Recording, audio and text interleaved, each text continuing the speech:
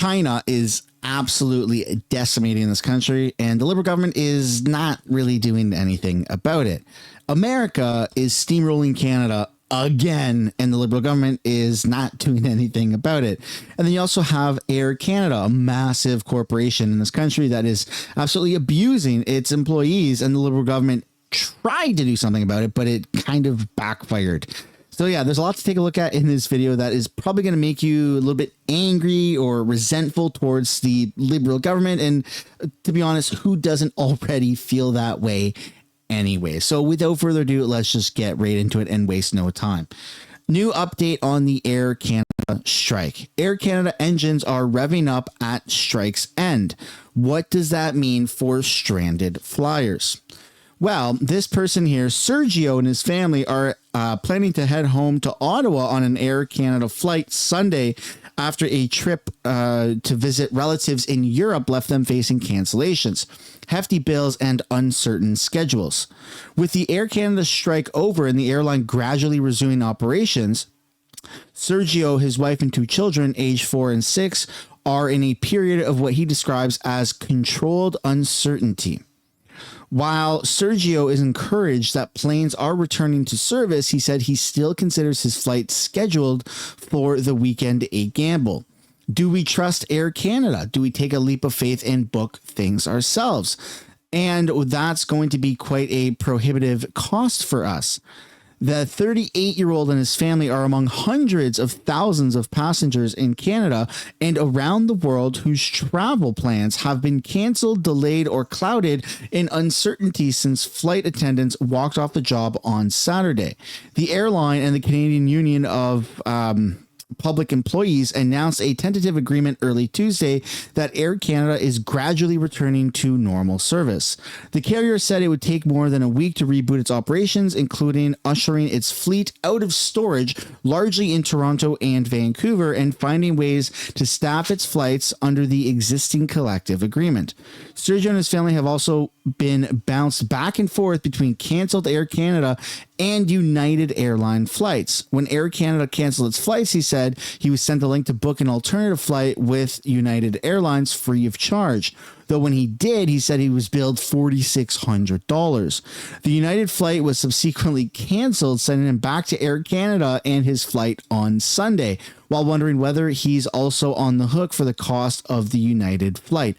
And this is the thing with Air Canada, like the best possible thing that I think you could have done with a cancellation of Air Canada due to the strike was just take your money back, because leaving it up to this company, Air Canada, to manage other bookings and get your money back, blah, blah, blah. Like it's just so logistically too complicated for them. It shouldn't be. We're living in 2025 and you literally have rockets that are shooting up into space and landing themselves back on the ground.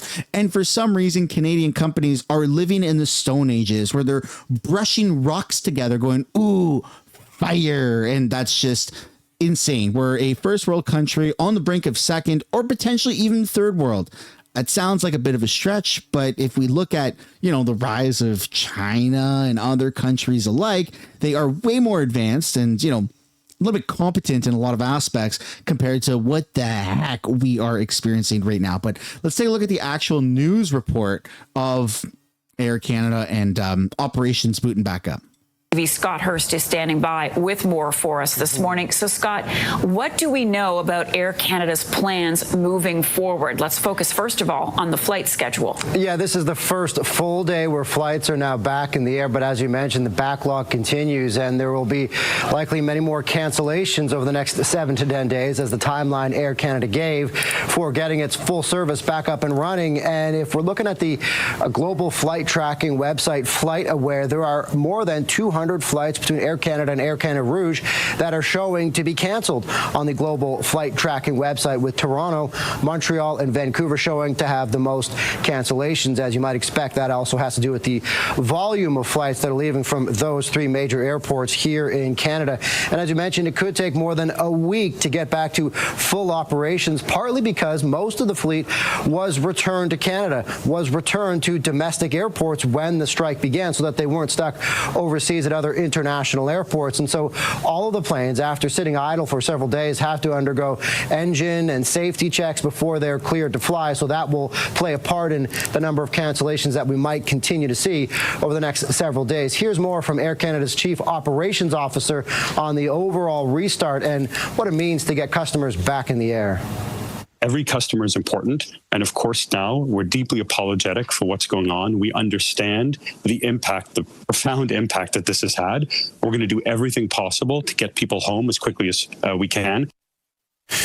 So the first focus, Marcia, in restarting was on the international network, as we heard from the Chief Operations Officer, because of the larger complexity of the crew rest component where they had to get those flights out. And so now today, the main focus will be on the on the North American market, the domestic and North American market, to get a whole bunch of those planes ramped up to the normal schedule. And Air Canada is saying it has mobilized some 5,000 co-workers to focus on the rebooking process for customers as well. As you said, that is a huge component here, getting through this big backlog. And of course, customers are reacting, and not positively, to. I don't think there's too many people out there that are actually standing with the company Air Canada going, yeah, stick it to your workers and, don't pay them. I just don't see that that's a real thing. I mean, there's a lot of people that don't support the flight attendants because they're a part of a union or whatever grudge they have. But for the most part, people are standing with the flight attendants because, let's all be honest, Air Canada is kind of a garbage company. Their planes are rickety. The comfort levels in Air Canada is kind of trash. They're always facing delays. And now we know why, well, at least a reason Air Canada flight attendants are not necessarily the nicest people is because it comes down from the corporate structure that they get treated like absolute shit from their employee. And so then they pass that on to the customers. At least that's a theory. All the frustrations that they've had to go through, not to mention how expensive it is to try to get another flight. Yeah, first and foremost, it would be a big sigh of relief, of course, the fact that planes are now back in the air for customers. That is a good sign, but there are still a lot of frustrated customers because it has, as we've heard from so many customers over the last several days, there's been first a big problem trying to get through with that massive backlog of everyone trying to get their flights rebooked or to get the refunds. And so there's been first a significant frustration with just getting a hold of someone to figure out the next steps. And now there are so many people trying to figure out how to get on canceled flights or how to get on other flights. But as you mentioned, and as we heard from some of the passengers that we've spoken with over the past couple of days, they're noticing other options are also incredibly expensive. So for passengers, of course, it is a relief that the airline is flying again and they can start moving passengers around the country and around the world again. But passengers have been stuck with a whole lot of frustration, being stuck on the phone for a long time, not getting. You mean that Canadians are still upset with Air Canada? Huh. So it's almost as if nothing has changed. Anyways, I'd love to know what you guys think down below in the comments about that. Do you think that Air Canada can successfully reverse this this negative PR? Or do you think that, let me ask you this, actually. Are you hoping that Air Canada goes bankrupt? I know it's not anything to do with necessarily its employees, but just the company. A lot of people I've been hearing, they kind of hope that Air Canada, the company, just goes tits up and doesn't get a bailout because it is actually one of the worst airlines in the country. So let me know where you guys stand on that. And speaking of one of the worst, we have to now take a look at the unfortunate news that Canada is yet again moving closer to bankruptcy because of the United States. Well, no, actually not because of the United States, because of our incompetent liberal government. You have America has hiked steel, aluminum tariffs on more than 400 products, including appliances, rail cars, and EV parts. I'm only laughing because otherwise I would almost feel like crying. The U.S. Commerce Department on Tuesday said it's hiking steel and aluminum tariffs on more than 400 products, including wind turbines, mobile cranes, appliances, bulldozers, and other heavy equipment, along with rail cars, motorcycles, marine engines, furniture, and hundreds of other products. The department said 407 product categories are being added to the list of derivative steel and aluminum products covered by sectoral tariffs. tariffs, with a 50% tariff on steel and aluminum content of these products, plus the country rate on the non-steel and aluminum content. Everscore said in a research note that the move covers more than 400 product codes, representing over $200 billion in imports just last year, and estimates it will raise the overall effective tariff rate by around 1 percentage point. The department is also adding imported parts for automotive exhaust systems and electrical steel needed for electric vehicles to the new tariffs, as well as components for buses, air conditioners, as well as appliances, including refrigerators, freezers, and dryers. Oh my goodness.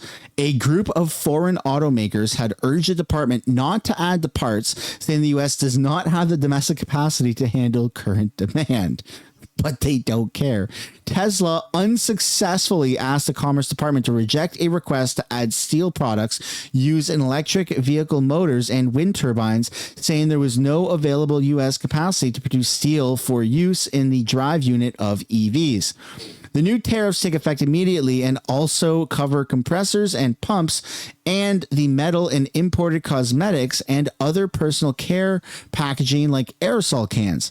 Today's actions expands the reach of the steel and aluminum tariffs and shuts down avenues for circumvention, supporting the continued revitalization of the American and steel aluminum industries. So America has basically said anything that has anything at all remotely to do with steel and aluminum other than just the raw materials is basically under the umbrella. You know, the wax on apples, that's probably next. Even the little stickers on apples, the air that we breathe is probably next. This is insane. Our liberal government literally won a federal election off of the premise that they are going to stand up to America and get a better deal for Canadians, because Canada is under a grave threat, and the biggest threat to Canada right now is Trump. And we're seeing the effects of those words being just empty threats. You don't think Trump actually pays attention to what Canadian officials says? Of course he does. Or he has people that regurgitate and relay the news to him. This is insanity. We're literally on the brink of bankruptcy, and we have our liberal government to thank for this. Oh my goodness. Those tariffs that the president has been talking about, specifically about steel and aluminum products, well, those are coming to bear. It's the latest move in President Trump's changing trade policy. Scripps News legal affairs correspondent Eva Joy Burnett looks at how this could impact the price you pay for certain goods. The Trump administration expanding tariffs on steel and aluminum imports on Monday. The move adds a 50% tariff rate on more than 400 goods with steel and aluminum components.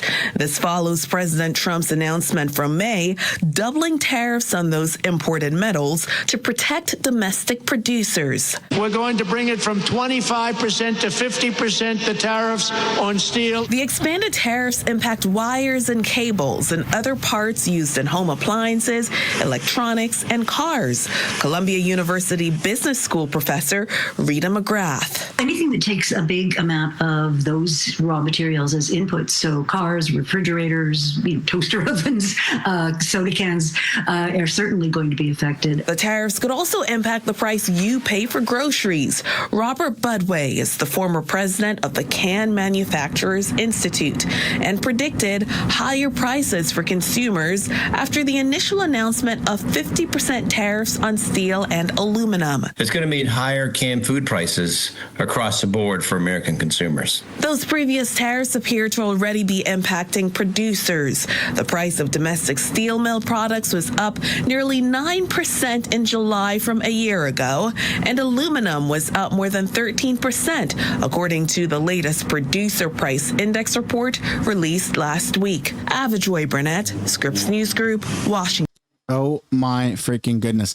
It's crazy because this liberal government keeps saying that the most important thing in our country, in our society, is to switch to electric vehicles, is to switch to renewable energy, is to have this more utopia approach. Yet we've seen nothing but increased costs and a very monopolized market in these industries like electric vehicles, for instance. Tesla is the leading electric vehicle manufacturer. Most of what they make is right in America, if not completely 100% assembled in America. They have the best handling, the best safety ratings, all of that. But our liberal government doesn't really recognize Tesla as a tangible EV. Instead, they do deals with Hyundai and Ford in order to give subsidies and stuff like that to electric vehicles. Like, there's this weird outlook against certain American things that are now costing us. Remember when they started ripping things off of the liquor off of the shelves only from red states? That's right. Canada was like, hey, yeah, we're going to stick it to America. If you're a Republican, we're going to remove your Kentucky bourbon off of our shelves because we're sticking it to Trump and MAGA and to Elon Musk. And even Doug Ford in Ontario, the fat pig with rabies premier, said, we're going to rip up a $100 million Starlink deal with our province. And we're probably going to pay $5 or $10 million in a buyout to cancel that contract because we're going to stick it to Elon Musk because he's close to Trump.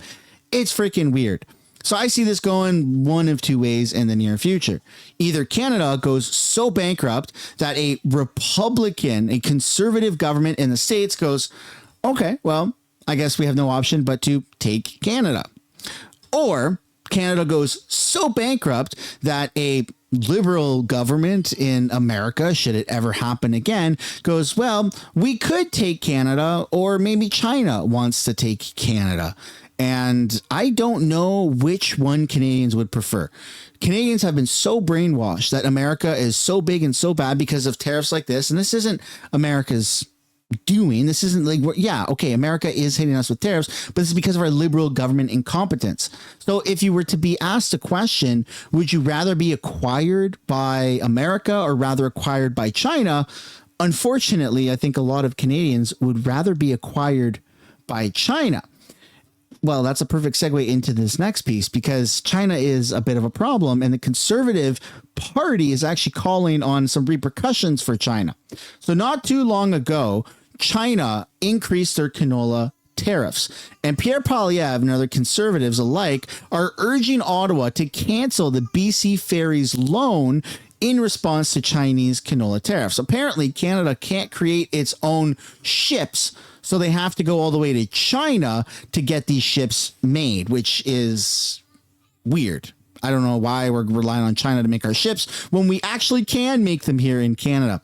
But Conservative leader Pierre Poilievre says Ottawa should respond to China's latest wave of canola tariffs by canceling the $1 billion federal loan to BC Ferries for the purchase of Chinese-made vessels. China announced this week that it's imposing a 75.8% duty on canola seed in connection to anti-dumping probe. In a statement released Wednesday, Mr. Poilievre linked the issue to the BC Ferries loan, which his party has been criticizing for weeks. Now, to be fair, I do agree that we should be more retaliating against China than at all against America. But $1 billion that we're going to, rug pull potentially from China probably won't have any impact on China at all. The Globe and Mail first reported in June that the federal government of Canada's Infrastructure Bank provided a $1 billion in financing for the BC Ferries to buy 4 ships from Chinese state-owned China Merchants Industry Weihai shipyards and related infrastructure.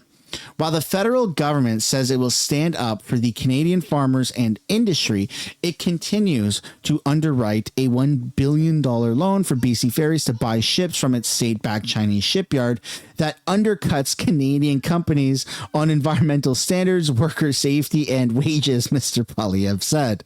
He's got a point.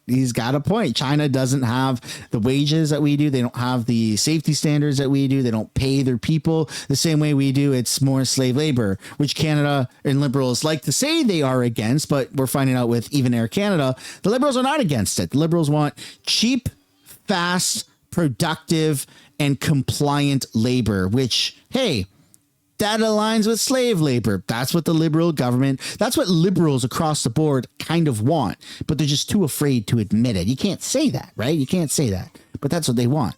Their actions prove it. This makes no sense. Canadian workers are capable of building world-class ships with Canadian steel, aluminum technology here at home, he added, calling on Housing and Infrastructure Minister Gregor Robertson to cancel the loan. Oh my freaking goodness. And so is it going to happen? Is not going to happen? We're even seeing in the BC Conservative Party, John Rustad is calling for the same thing. Trade with China is undoubtedly under strain. Whether it is the tariffs on our seafood industry, whether it's the fact that China is no longer taking our craft pulp, which is hurting our forest sector. Add to that the 75.8% tariff on Canadian canola, a crushing blow to $5 billion in annual trade. We're absolutely shocked at the decision that actually they did make. That effectively closes out canola going into China after the 14th of August.